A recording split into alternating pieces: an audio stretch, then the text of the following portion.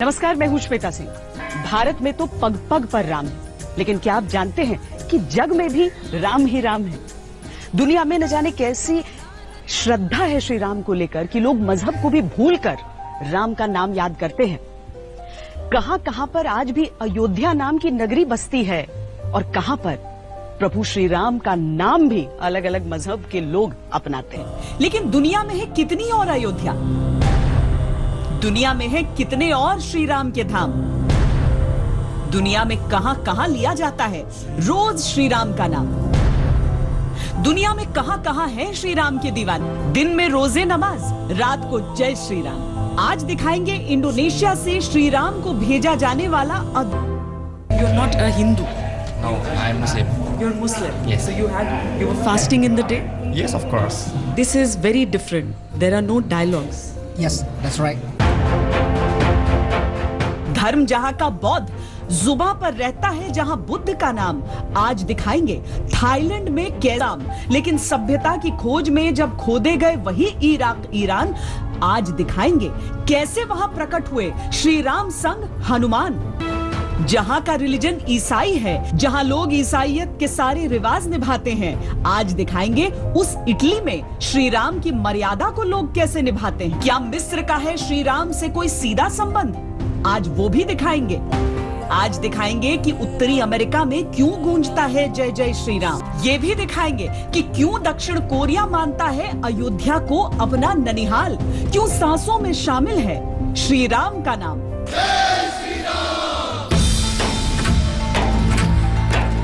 Nepal, Afghanistan, Sri Lanka, Burma तमाम देश हैं जहां कहीं दिन श्री राम के नाम के साथ निकलता है तो कहीं रात श्री राम के नाम पर खत्म होती है। आज दिखाएंगे कि दुनिया क्यों दीवानी है राम की और राम क्यों है दुनिया के आराध्य। प्रभु श्री राम मर्यादा पुरुषोत्तम है, सिर्फ भारत के लिए नहीं बल्कि दुनिया के अलग अलग देशों के लिए भी। अयोध्या एक आदर्श नगरी है, सिर्फ भारत के लिए नहीं बल्कि आप दुनिया भर में इसके उदाहरण पाएंगे। थाईलैंड में एक जगह है जिसका नाम है अयुत्या, जिसे बहुत दिनों तक वहां के राजाओं ने अपनी राजधानी के तौर पर प्रयोग किया। इंडोनेशिया में एक जगह है जोगजकार्ता, जिसका स्थानीय भाषा में अर्थ होता है अयोध्या। अयोध्या से 8000 किलोमीटर दूर इंडोनेशिया, 87% से अधिक आबादी यहाँ की मुस्लिम है। लेकिन श्री राम को लेकर इनकी दीवानगी ऐसी है कि 12 महीने रामलीला का मंचन करते हैं। रमजान के महीने में भी रामलीला का मंचन रुकता नहीं है। दिन में रोजे रखते हैं तो रोजे खुलने के साथ ही शाम को सज जाता है श्री राम। भारत में तो रामलीला का मंचन दशहरे के विशेष अवसर पर किया जाता है, लेकिन इंडोनेशिया में राम के प्रति सम्मान ऐसा कि हर दिन राम का होता है।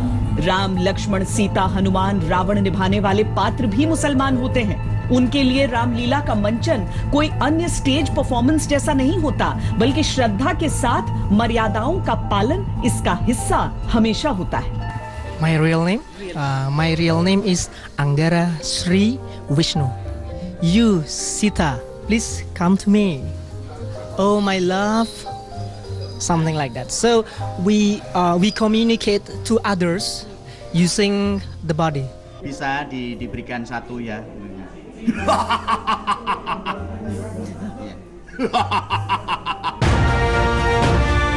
भारत में शायद ये बात कुछ लोगों को चौंकाने वाली जरूर लगे, लेकिन इंडोनेशिया की मुस्लिम आबादी के लिए श्री राम विरासत हैं, उनके पूर्वज हैं। और सिर्फ श्री राम, सीता और हनुमान ही नहीं बल्कि वहां तो अयोध्या भी है। ये जो शिल्पकारी आप यहाँ पर देख रहे हैं, आप इसमें वानर सेना को प्रतीकात्मक तौर पर देख सकते हैं और वो राम सेतु बनाने के लिए जा रहे हैं। दरअसल यहाँ पर राम जी का महत्व बहुत ज्यादा है। वो इसीलिए है क्योंकि यहाँ पर विष्णु को पूजनीय माना गया है। योग्यकर्ता, जिसे स्थानीय उच्चारण के साथ जोगजकार्ता कहा जाता है, ये अयोध्या का दूसरा नाम है। ये कहानी भी बड़ी दिलचस्प है। जावा द्वीप पर बसा ये शहर है जोगजकार्ता, यानी योग्यकर्ता, जिसका सीधा सीधा अर्थ होता है अयोध्या। यहां कदम कदम पर श्री राम और कोस कोस पर रामायण के पात्र पहचान के तौर पर मिलेंगे। जो बात यहां स्थापित है वो ये कि इस शहर का सम्मान अयोध्या की तरह ही पवित्र भाव से किया जाता है। Is it true that one meaning of Yogyakarta the place, is also related somehow to Ayodhya? Well, the seat of Yogyakarta actually derived from the word Ayodhya. Yes, the palace of Prince Rama. Indonesia ने श्री राम को आत्मसात किया, हनुमान जी को अपने विश्वासों में शामिल किया, माता सीता को नमन किया तो भगवान राम के अनुज लक्ष्मण को भी विशिष्ट सम्मान दिया। इंडोनेशिया में आज भी नौसेना अध्यक्ष को लक्ष्मण के रूप में देखा जाता है और हनुमान जी के सम्मान में सरकारी परेड में लोग हनुमान जी का रूप धारण करके सड़कों पर निकलते हैं।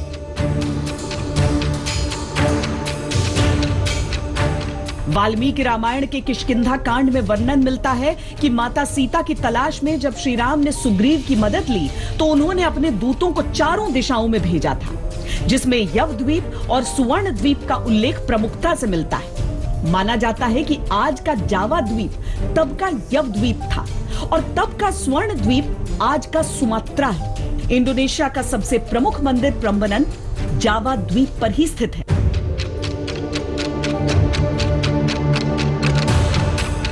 हजारों साल पहले इंडोनेशिया में हिंदू राजाओं का शासन हुआ करता था। श्री राम उन राजाओं की मान्यताओं के साथ यहां भी स्थापित हुए। 14वीं शताब्दी के बाद इस्लाम ने इंडोनेशिया में विस्तार लिया। धीरे धीरे वहां की संस्कृति तो इस्लामिक हो गई, लेकिन श्री राम जैसे पहले उनके पूर्वज थे आज भी हैं। इंडोनेशिया के बाली द्वीप में 1 महीने रामायण की लीला होती है। मैं उस समारोह में जा चुका हूं। उस समय भी विदेश मंत्री मेरे पास बैठे थे। मैंने कहा ये रामायण ये क्या हो रहा है? मैंने कहा एक्सीलेंसी ये मंच पर क्या हो रहा है? कहने लगे एक्सीलेंसी आपको पता होना चाहिए। हमने कहा मुझे तो पता है मगर मैं जानना चाहता हूं। कहने लगे ये रामायण है, ये राम है, ये लक्ष्मण है, ये सीता है। हमने कहा इनसे आपका क्या संबंध है? आप तो मुसलमान हैं। कहने लगे हमारा संबंध बहुत पुराना है, हमारा तब का संबंध है जब हम मुसलमान नहीं हुए थे। यहाँ के लोग 5 वक्त की नमाज पढ़ते हैं, सारे इस्लामिक रीति रिवाज मानते हैं, लेकिन श्री राम को अपना सलाम भेजना कभी नहीं भूलते। भारत की अयोध्या से अलग कौन सोच सकता है कि एक अयोध्या इंडोनेशिया में भी है। लेकिन न सिर्फ अयोध्या है बल्कि वहां उनके अपने श्री राम भी हैं।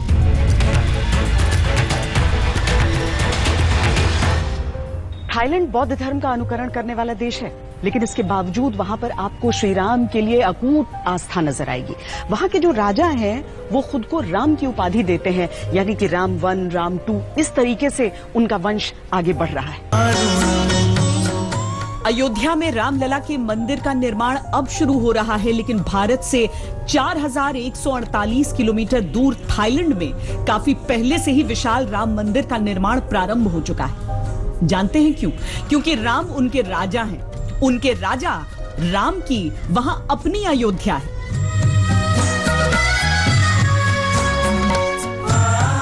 थाईलैंड की इसी अयोध्या से 5 राजवंशों के 33 राजाओं ने अपने नाम के साथ श्री राम का नाम जोड़कर वहां शासन किया है। आज भी वहां के राजा अपने नाम के साथ राम का नाम जोड़ते हैं और उनके राज्य को राम राज्य कहा जाता है।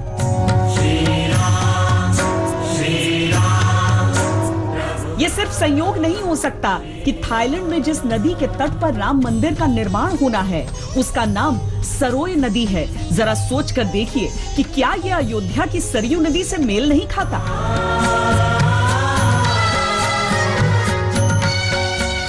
18वीं सदी में जब बर्मा के शासकों ने यहाँ राजपाट स्थापित किया तो पहले राजा ने अपना नाम राम प्रथम रखा।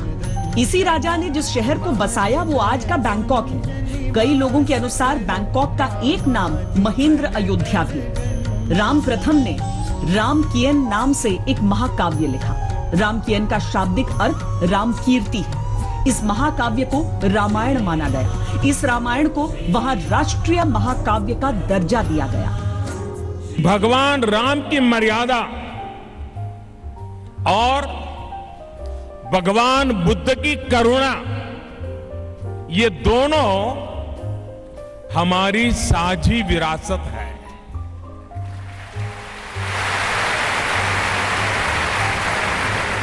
करोड़ों भारतीयों का जीवन जहां रामायण से प्रेरित होता है, वही दिव्यता थाईलैंड में रामाकियन की है।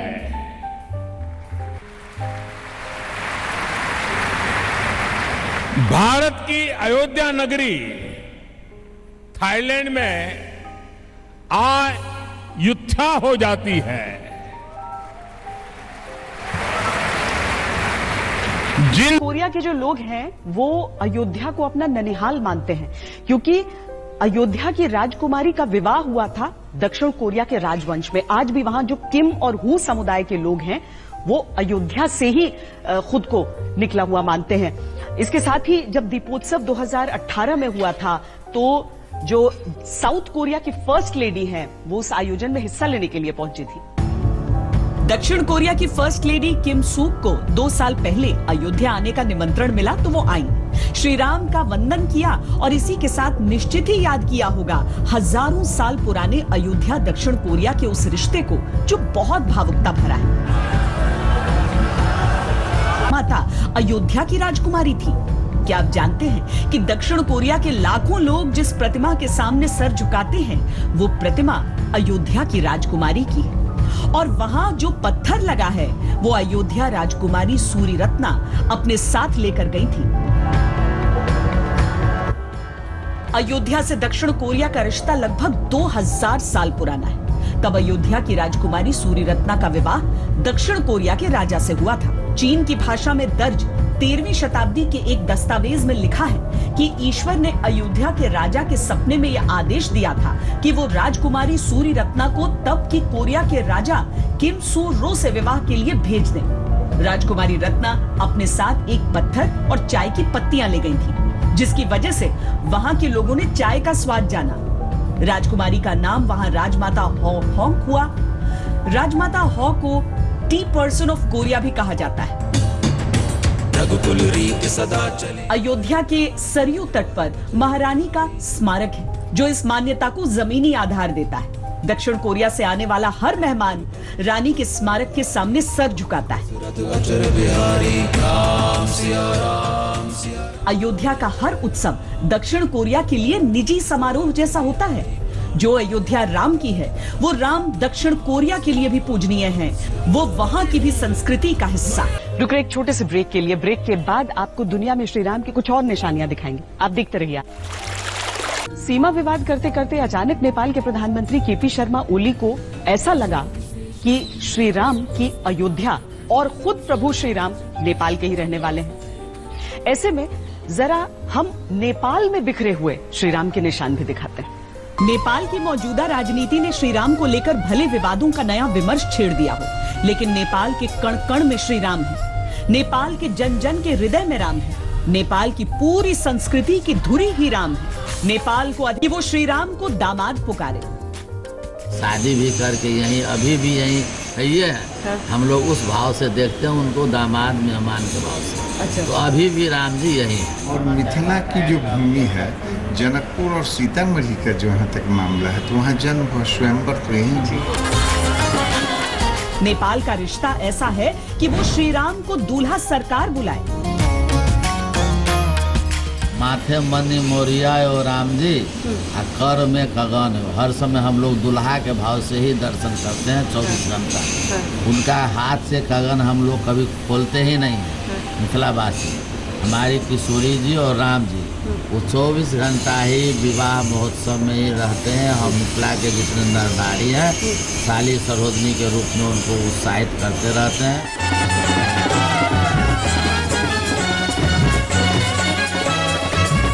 नेपाल का श्री राम से संबंध ऐसा है कि वो उनसे नाराजगी भी रखे।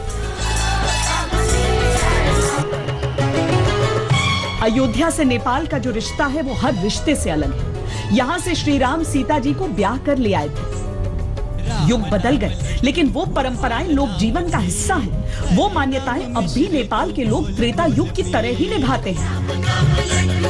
अद्भुत ये है कि श्री राम से नेपाल ने विवाह का जो रिश्ता सैकड़ों वर्ष पूर्व बांधा था, उस रिश्ते की परंपराएं आज भी कायम है। हर बरस यहाँ विवाह की वो सारी रस्में निभाई जाती हैं जो कभी त्रेता में निभाई गई थी। आज भी अयोध्या से हर साल जनकपुर बारात जाती है। आज भी हर बरस श्री राम की बारात का स्वागत नेपाल में होता है। जैसे कि अयोध्या और मिथिला का शाश्वत संबंध है, ये संबंध शाश्वत और सनातन संबंध है। और एक ये होता है कि जब यहाँ विवाह उत्सव होता है कि एक अयोध्या ये जानकी जी के ससुराल है, तो ससुराल के नाते वहाँ से धाम का एक आदर समझ के वहाँ से कपड़ा खरीद के यहाँ भगवान के लिए आता है।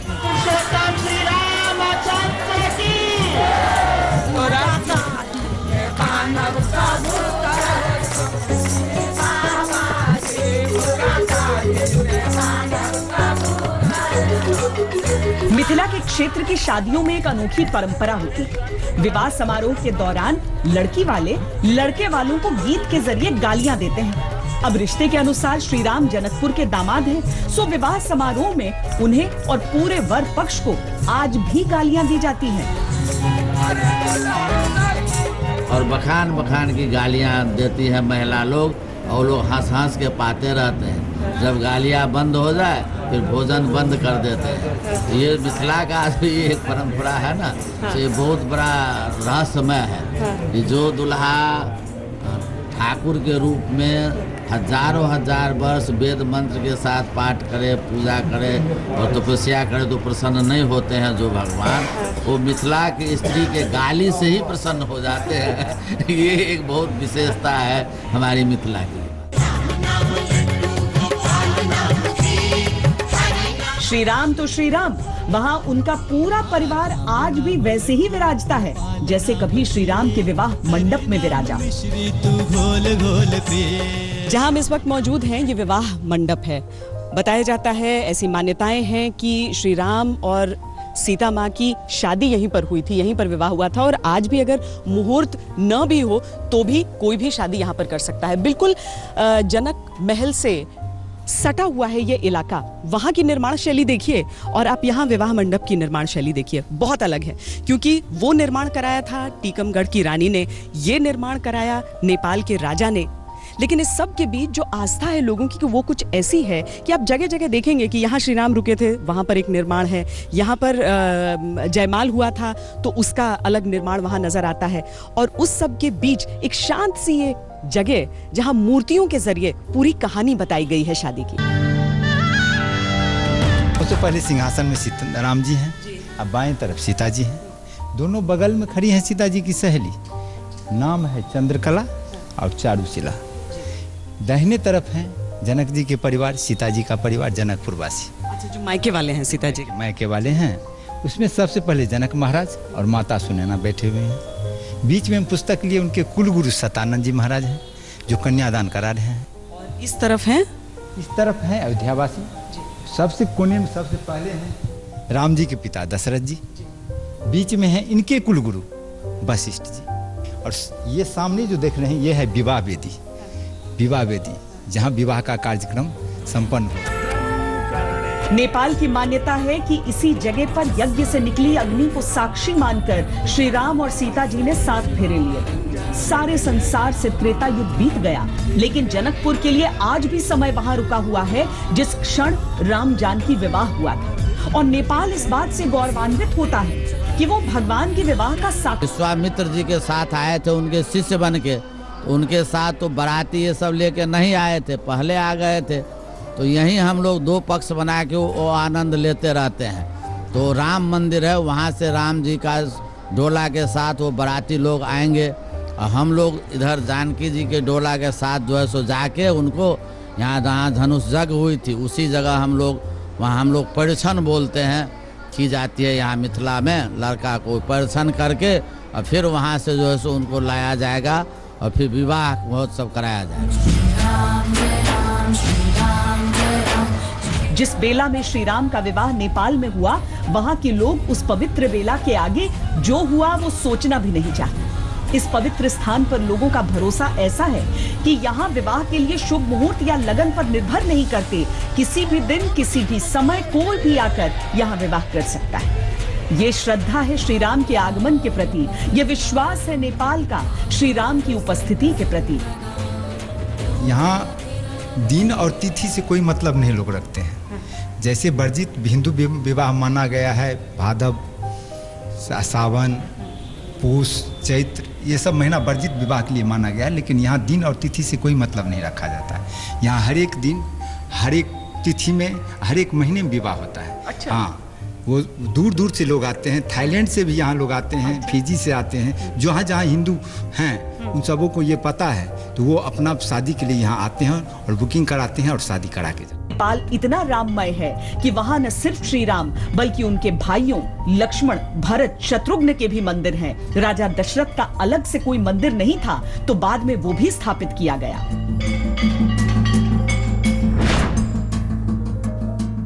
श्रीलंका से श्री राम का संबंध दुनिया को सूचित है। भारत और श्रीलंका के बीच समुद्र पर बना राम सेतु इसका सबसे प्रत्यक्ष प्रमाण है।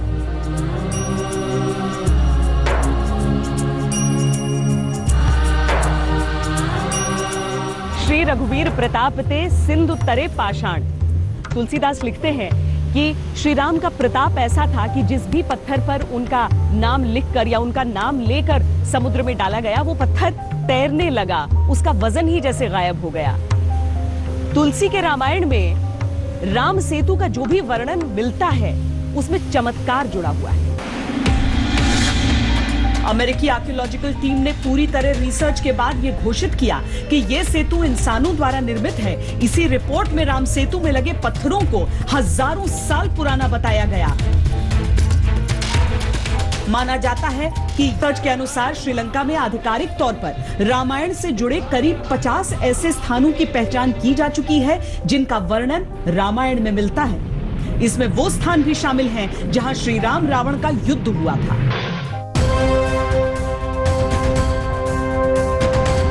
इराक ईरान सीमाओं पर दरबंद बेलूला की खुदाई में यह आकृतियां मिली तो पूरे श्री राम शोध संस्थान के लिए एक नया विषय मिल गया। क्या इराक तक था श्री राम का साम्राज्य? क्या श्री राम की संस्कृति थी कभी इराक का हिस्सा? क्या इराक ईरान का गहरा संबंध है श्री राम से? अयोध्या शोध संस्थान ने इराक में भारत सरकार के राजदूत से इस बारे में बात की ताकि सच सामने आए। इराक में श्री राम की उपस्थिति को लेकर दावे शुरू हुए तब यह भी उल्लेख किया गया कि इराक में जगहों और लोगों के नाम में जिस तरह राम का नाम मिलता है उससे इस बात को बल मिलता है कि कभी न कभी कोई रिश्ता जरूर रहा है। हालांकि अभी इन सभी दावों पर शोध जारी है।